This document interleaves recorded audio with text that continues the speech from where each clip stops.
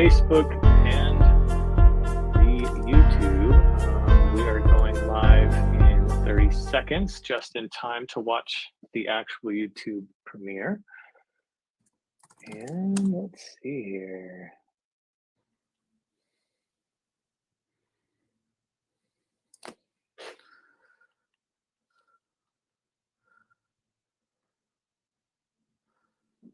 Look at it. Everybody's joining. Katie Asley's joined. There we go. Here comes AJ Megan. Rockstar joined.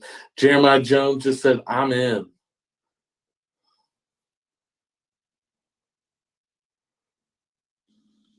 Yes, you are in. Jeremiah, Yay! Megan. What's up? Hi. Welcome. How are you guys doing tonight? Welcome to the show. Thank you. Thanks. Yeah, appreciate it. We're all going to be a little bit like deer in the headlights here because this is our first time to do this. Stephen and I tested it out yesterday, but we're good to go. So glad to be here, and so glad for all of the people. We want to mention a lot of people who've helped bring us all to this point after we watched the video. But being 7 o'clock, it looks like there's actually on YouTube now a 4.5 minute countdown timer happening. So that video is about to play. I guess we can talk a bit while we're waiting. Yeah, shout out to Praise Charts tonight and all the different churches that are allowing us to jump on their live feed. Praise Charts contacted us this afternoon and said, hey, you want to go live to our 111,000 subscribers? And we're like, you know what? Let's do it. We would love to talk about the happiest communion song I've ever heard to half of the Christian world in music. That would be fantastic. Yeah, it's incredible. Thank you so much, praisecharts.com, for your support. We will be having all of our chord charts hosted there. I believe there's going to be some other cool resources available there. And as a worship pastor, that is a tool that I have used time and again for finding so many resources. So I'm so thankful to get to partner with them. Yeah. Cool. Yeah, no doubt. So how much time you got left, Daniel, before? Yeah, so I'm on the YouTube. Sorry, I cut it there. Yeah, I'm on the YouTube page right now, and of course we scheduled it to go live at 7 o'clock. But I think none of us anticipated this little tidbit that at 7 o'clock it starts a 5-minute countdown timer. So I think it's giving a little time for all the stragglers to hop on in case anyone's running late. So yep, it's got about 10 seconds left. It looks like. Oh, 10 seconds on your end. I'm seeing three minutes, but yeah, maybe it's. Oh, I don't know why that is. I was going to say maybe because you're on Central Time, but. So there's just so everyone knows, there's actually no way that I know of that we can add the YouTube video to this Instagram Live. So my understanding is if you guys have a computer nearby, or if you want to hop over to the YouTube, we can drop that link in this, or actually all you have to do is go to 406united.org/YouTube. Katie says it's playing on YouTube.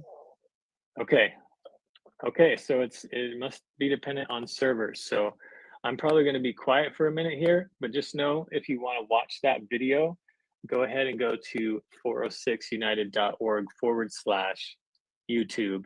Takes you right to it.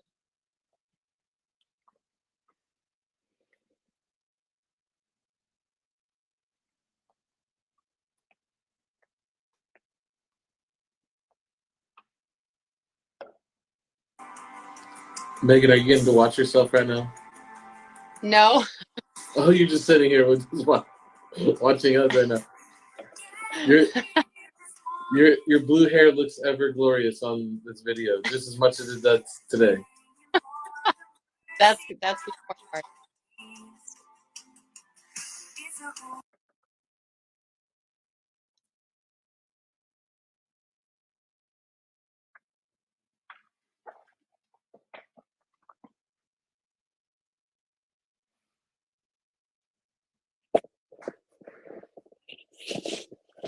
I'm so intrigued why my browser on my computer is still saying 1 minute left. That's really funny. I'm like halfway through the video right now. Keep it playing. It's nice to be able to hear it through your speakers, Stephen. I like it.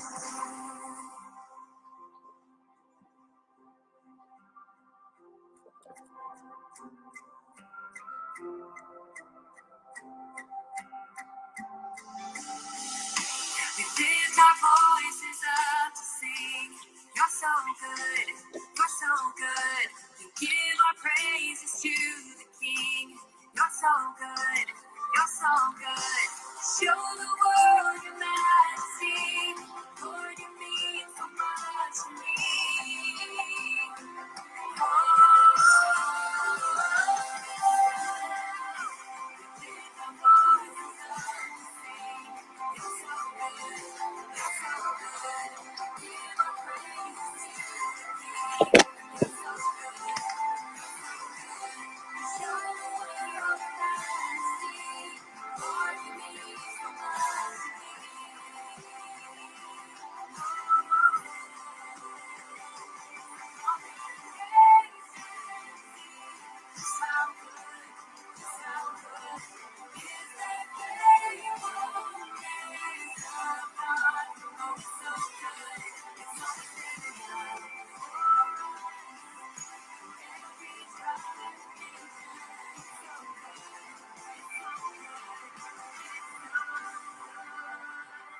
Oh, you're so good.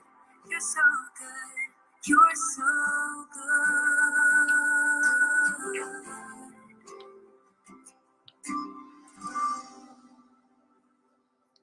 Nice.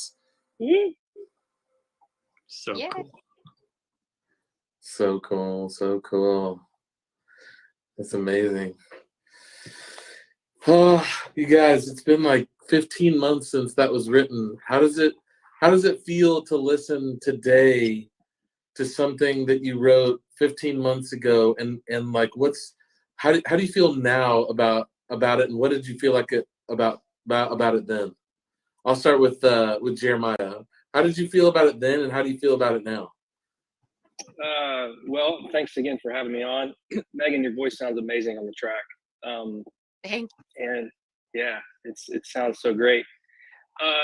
It was a special moment, to be a part of that retreat and then to come away from the retreat with this sort of feeling like we met God in a holy place, and we're all present together and trying to be unified in our thinking and in our worship and the whole thing.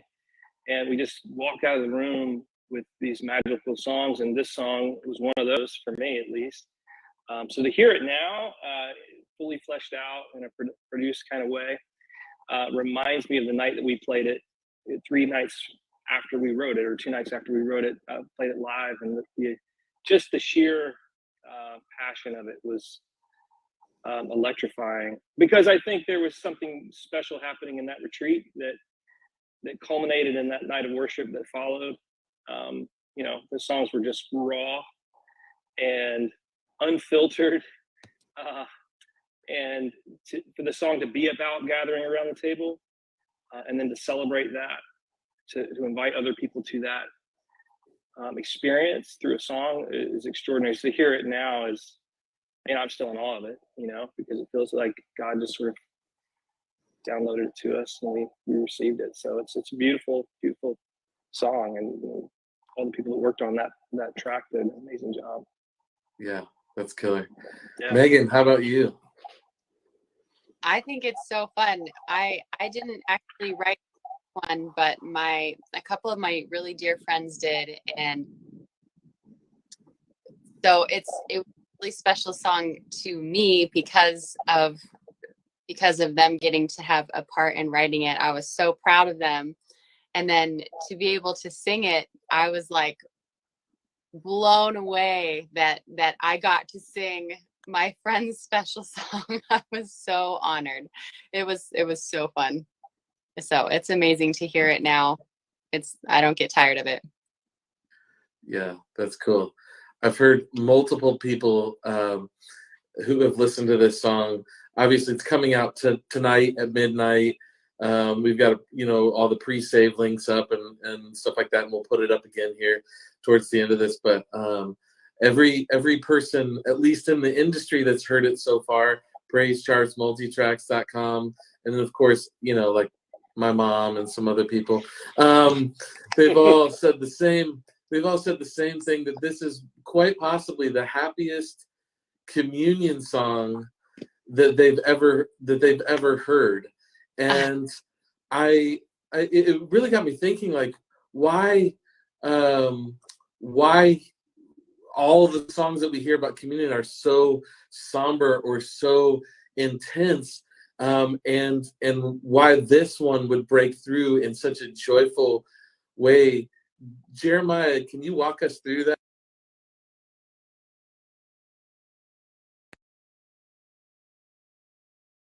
Started to write this song. Well, I mean, going back to the experience of being in this immersive environment where you're with people you don't know and you're writing songs for the church, and really specifically for the church in Bozeman. That was the idea. We were in this heart of Bozeman, I guess it's considered the Valley of Flowers, which is an old name for that area. And there was something very beautiful about that picture and that image. I don't remember what sparked the idea other than the opening progression of the verse. And we just sort of started, the words sort of just started to come because we were talking about just our communion with God and the experience that we were having. And then as the initial words came, the initial verse came, we realized this was really a unifying song. And then it just wrote itself from there. And the other writers were Swan Grant and Corey Simpson. And it was just really, really special. We got to the every tribe and nation line in the song. And it wasn't lost on me that Swan, who is native, was sitting there. And it wasn't even intentional for us to include that line as an even an intentional idea or thought. It just came naturally. And some songs include that line as sort of a cliche or maybe a given. But it meant something so immense to us in that moment to realize that we're all these different people from these different places, and that the real picture of the wedding feast at the end of all of this, at the end of life, is this beautiful, a mosaic of humanity. And so there's a lot of joy in that, right? There's a lot of joy in being able to sing songs about, it wasn't as much about the focus on the cross as it was about this unifying, being around the table. The communion elements are part of it, but really the idea is that we get to look at each other and realize we're together, and that we have a community around us, formed not out of just being on an airplane and flying somewhere, but out of this deeper lifelong commitment to Christ. And that formed a bond with us in the room, and we just wrote it. So it was awesome. Yeah, that's awesome. Katie Isley says, yeah, that line gets me every time, every tribe and nation. And it really does hit me too. It really stands out from a lot of different songs, just thinking about all the different people included in that. You said that beautifully, Jeremiah. We might have gotten ahead of ourselves a little bit, or maybe I did because I was so excited about the song coming out, but maybe we can back up just a little bit. Both of you have mentioned the songwriting retreat before this. Daniel, take us back, because you and I had met through some different songwriting events and Gospel Music Association, and before the Worship Coalition, we had done some retreats as Next Level Songs and different things like that.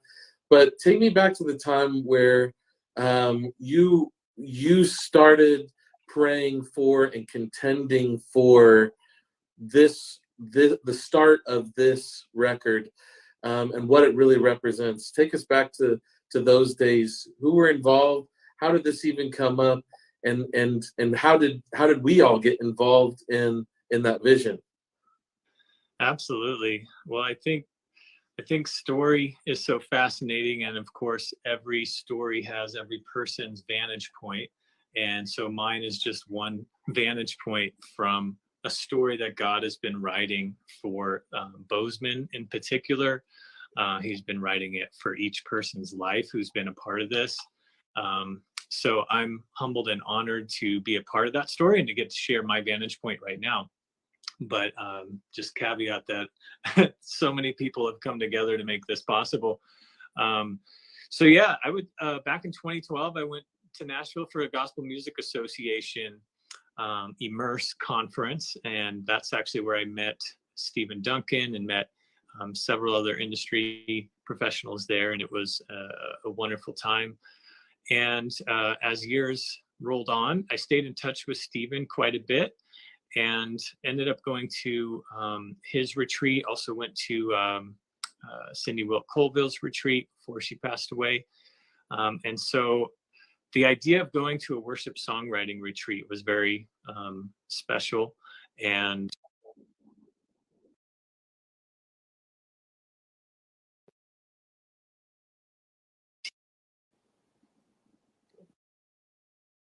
We might be losing Daniel just a little. Okay, cool. Daniel is sitting and spinning.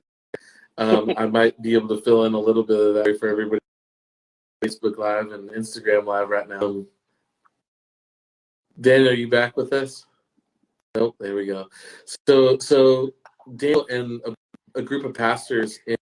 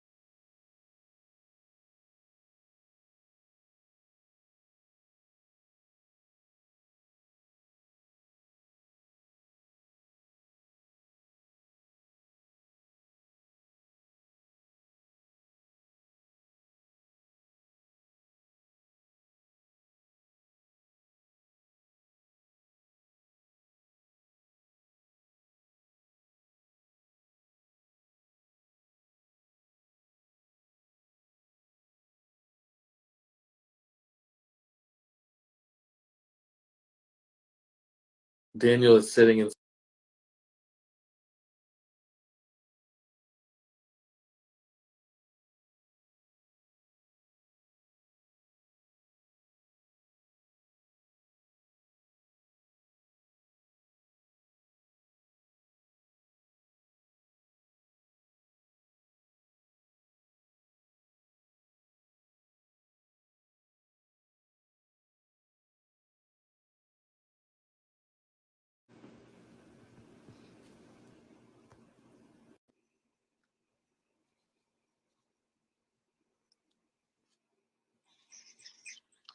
And we're back. We're back.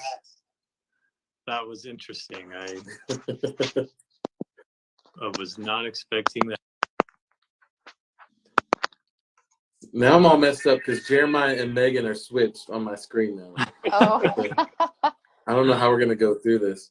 So Daniel, you were telling the story really about how I kind of made up what you were saying because you started to spin on the spinning wheel of death. But just talking about how you and I had met, but then you and some local area pastors and other Christians were contending and praying for unity in the valley. And you were looking for ways to, like, worship, nights of worship and other ways to really start to bring the churches together, not in a way like typical churches are brought together for maybe like a night of worship or a concert, but something where the churches were continuing to contend for unity well past an event. And so where did things go from there, and why songwriting? Yeah, so there's so many relationships here behind the scenes in Bozeman that have happened for the better part of a decade. And some of those are worship pastors from churches. Some of those are relationships with pastors. But as I like to say it, it's the musicians on the worship teams who tend to have a passport to a lot of churches. And so those musician relationships have been very helpful here. And so many of the people that I've met along the way, I've learned my lesson in the past, not to name drop because I'm just going to leave people out. But so many people wanted this and wanted our valley to come together, to unite under the banner of God's love through his son, and just pour out in worship music to him. And so I'd say that has been a vision that God has seeded in this valley and has been watering and growing for at least a decade, if not more. I know decades before that, we've had so many prayers for a big revival here. So I think it's all coming. But I want to also just bring into this kind of the practical side of it. What happened is, having gone to several of Stephen and the Worship Coalition's writing retreats, worship writing retreats, I had noticed just a very special element to those retreats and to Stephen's approach to writing songs in community, and the honor piece, and that it's not about writing a hit song. It's about writing what the Holy Spirit is doing in the room, and being able to take that whole culture and mindset, and just having discussions with you, Stephen, to say, hey, we've got a lot of relationships built here at churches in Bozeman. I think if we did a retreat, we could have at least 4 churches represented, and that first retreat last year ended up being 7 churches that were involved. And then we did another retreat this year, which had 11 churches involved. But it was from last year's retreat. Both of these retreats just had amazing songs. And maybe, Stephen, you want to speak to that. But it was last year's retreat that this album is coming forth. Yeah, it was pretty incredible. The way that we do the retreats is that we have, and we really can't call it a retreat anymore. We have to call them songwriting intensives, because there's really, you're getting refreshed for sure, but while you're drinking from the fire hose of community and the Holy Spirit at the same time, it's exhausting, but it's a beautiful kind of exhausting. It takes literally every part of you, but at the same time, you're also being filled up to overflowing. Seeing the beautiful creativity that's happening, and the worship that's rising up in each person, and so we have 3 days, and the first day is really everybody just kind of dropping any kind of expectations that they might have had, and really just allowing the walls to come down so that they can be vulnerable in the room with other writers. The next night, so we play the songs that we wrote that night. Next day, we get up, we write more songs, we do worship together, we teach, we learn together. And then that next night, we do the same, where we listen to everybody's songs. The third day is different from a lot of different retreats that even I've been to or led before, which is the third night then is a night of worship for the community. So we've got to play our songs that we wrote that morning at lunchtime, and then we've got to go off into a room and pick songs for the night.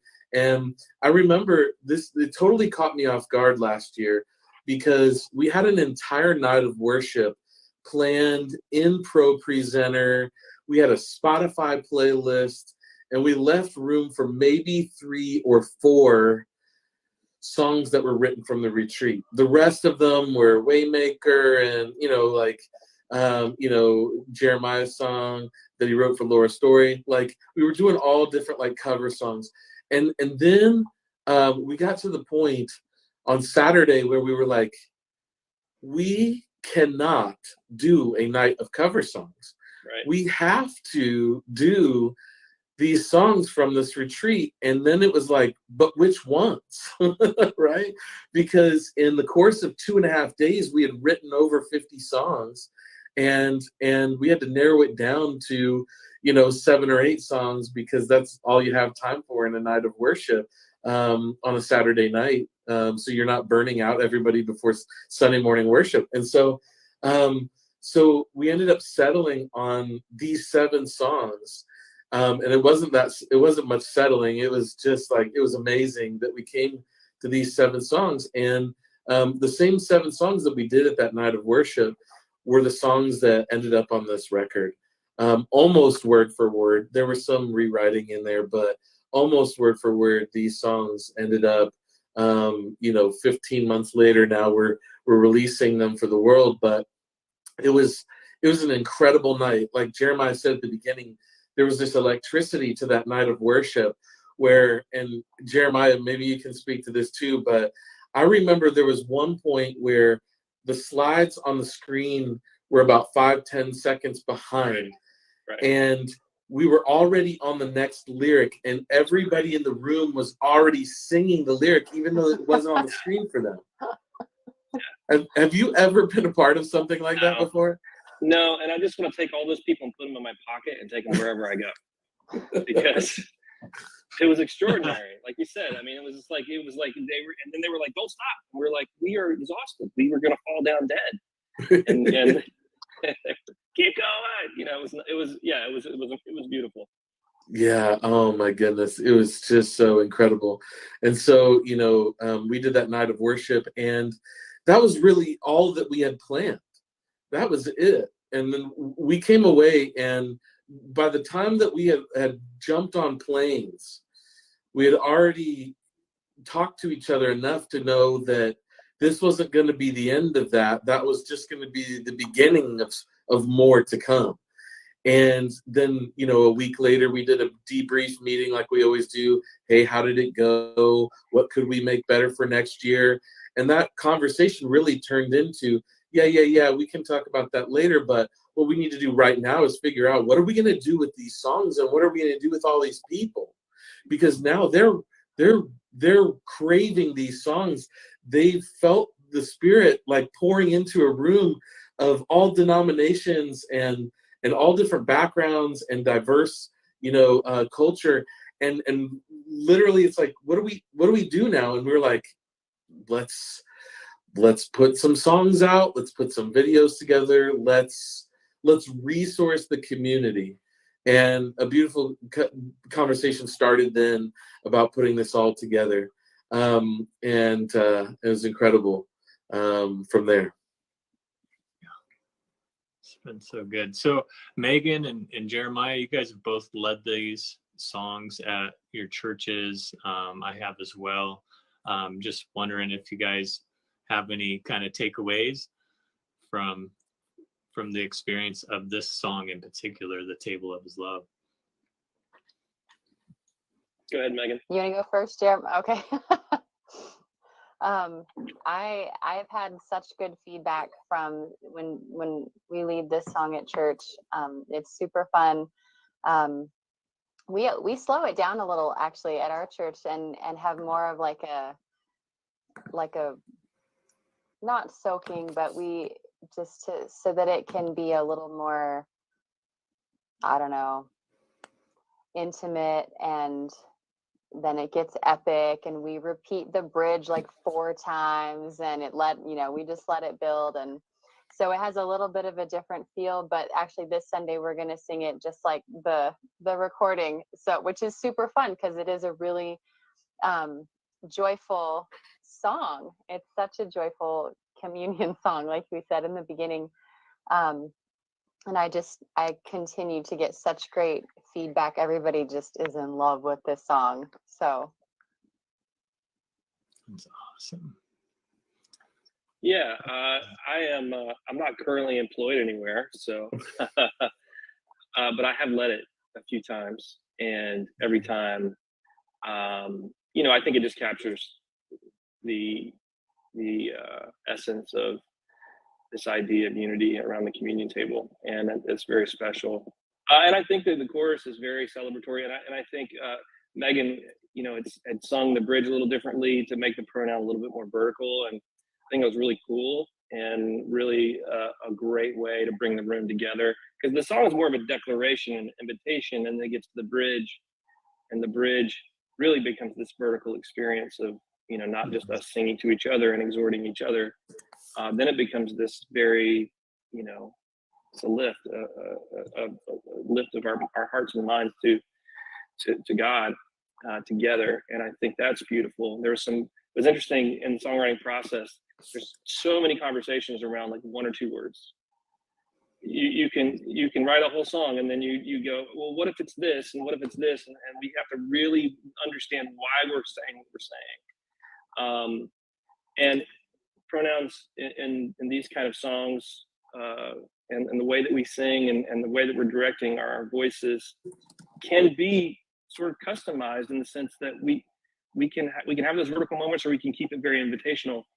And in this instance, it was a beautiful little back and forth with people that were producing, and Megan had been leading it a bunch and really owning the song. So I think that's really cool to see the progression and the thought behind all this. These aren't just like songs that we just spat out. I don't think that there was no flippancy in any of the songs. There was some hours of perspiration in trying to really ask all the right questions and make sure we were asking the right questions, first of all, and then just go through that process and talk about, you know, why are we saying this, and is the listener and the person that's going to sing this, and how are they going to receive it? And that's so important for songwriters, especially for songwriters who are going to put songs in the mouths of the people in their churches, to ask those questions, and then to really, really wrestle with, you know, what is the intent behind what we're saying, and, you know, what came out of it was really cool. So yeah, I would say also with piggybacking on what Megan is saying, that I didn't play it with the track, so I just did it organically with my team, and we probably did it a little slower, but I would love to play it, you know, with all the tracks and pep it up a little bit, because it's just such a great celebration. That is awesome.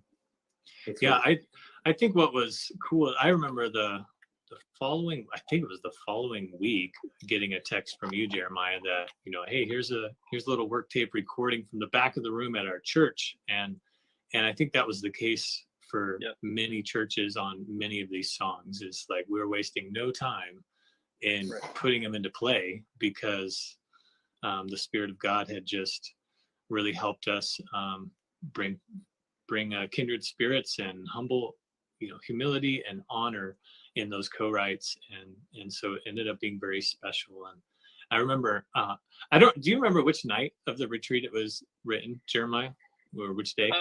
It was the second day. Second day. Okay. Day 2. So it would have been Friday. I just remember at the concert we did that Saturday night, I hadn't even, like, I feel like I didn't even hear the song, and there it was being played and sang, and when it got to that line that now I'm going to probably blank on it because we're live, but it was you know, come and find your name and take your seat. Yeah, you know, it's so like being at the wedding feast of God. Like, that's what it would be like, and that's what it is like, you know. And so we just need to get out there and invite more people to realize that they have a name and a seat at the table of God. So it's powerful. Yeah, I remember you saying that too that night. Your name is in a little placard at the table with all these other people. I mean, that's kind of how it's going to be. You're not going to know, you know, everybody. Yeah, and I would say too, like, from a worship leader standpoint of like pastoring songs in a church, and certain songs do certain things differently. And I think having led worship in a Presbyterian church and having led worship in charismatic church, and everything in between, I love how this song just kind of marries all of that. And so it's got some amazing deep theology in it about Jesus' sacrifice and substitutionary atonement. You can go down the list, and yet it's so like accessible and fresh and easy, and people just latch on. Yeah, it's so cool. What amazed me is that, like, in 2.5 days, like, you can see a song labored over for 3, 4, 5 hours, 6 hours at some point on that first day, and even that second day, and then and then you can see them go to work, not just through the songwriters, but you can see them go to work through the community almost instantly. And then that next week, they're already being played at the churches in Bozeman and in all of our churches, all the people who were involved. And it became this thing that it just like, you have to really smile and know that God's grace and hand is all over that, because even like 15 months later, now the rest of the world gets to lead these songs. But think about how much time it took, and think about how much time it took for people to really just even wrestle with those ideas and allow God to reveal himself to them in that way, even just years leading up to this retreat. I don't think a lot of people understand. I know a lot of people on this live stream understand this. Praise Charts and all the other churches that are watching know just the long process of from the time that you write a song to the time that the world gets to hear it. You've actually led it probably so many times that your church is probably done with it by the time that it actually comes out. But what I love about these 7 songs, and including Table of His Love, is that it's still fresh 15 months later. I haven't gotten tired of these songs yet. They continue to minister to me and my family, the churches that we go to lead at, and these songs are also paving a way. And you all and all the amazing people that are watching right now, and all the people who even weren't able to jump on tonight, you all have set a precedent and given permission for other communities to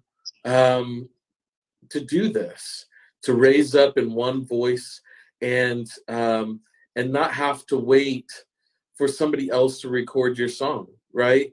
It's like, this was important for your community, and so you resourced your community, right? There were not aspirations of a record. There were not aspirations of videos or chord charts or any of the things that we're now doing. Those were all out of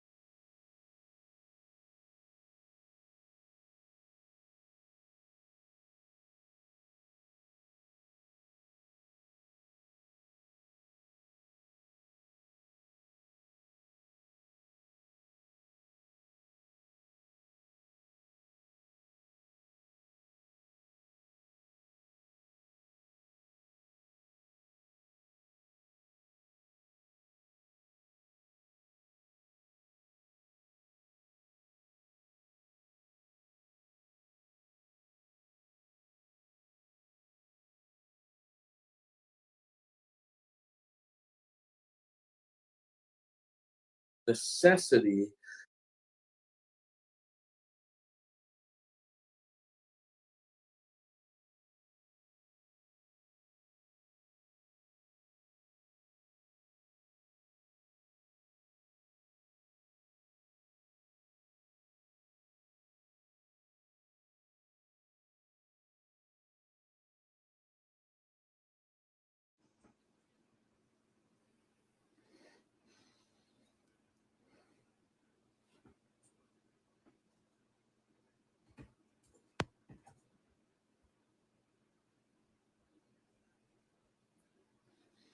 All right, we are trying this one more time. We just had some technical difficulties again.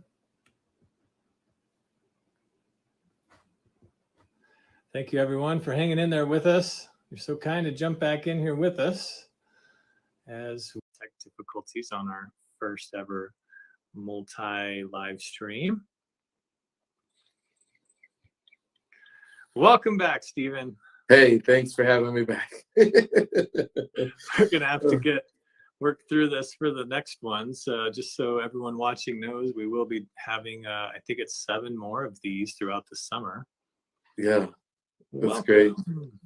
We'll be doing a Kickstarter for Daniel's high-speed internet. You know what? Truth be told, on this one, my iPhone overheated. It's like, your iPhone's too hot. Oh man, to use because it's being charged on one of those magnetic chargers. Yeah, it's Jeremiah. He's just overheating all of our phones right now. I'm sending all the heat from Florida to Montana right now. Short circuit over here. That's right. Oh man. Well, we don't have to keep people much longer. I think it'd be great for us to just talk about, just final steps for at least tonight and our next Instagram live. One being, thank you again to Praise Charts. I know we've jumped on a couple of live streams here now tonight, so thank you to Praise Charts for being amazing. If you're a worship pastor, you see this later, and you want to lead Table of His Love or any of the other songs on the project, they're all going to be featured at praisecharts.com, so make sure that you go there. Multitracks.com will have the stems here in a couple of weeks. They're a little bit behind, so we're waiting for those to get uploaded here in a couple of weeks, and we'll let everybody know when that happens. Daniel, remind me, when is our next? Is it 2 weeks from today? I think it's 3 weeks. Katie Isley would have that for sure. 26th of May. So two weeks from today, we will be jumping on Instagram Live, and we will be talking to Jeremiah again about another one of his songs, I believe. Is that right, Jeremiah? 2 weeks. Oh, cool. I think so, yeah. Yeah. The next one is I Want To, I believe.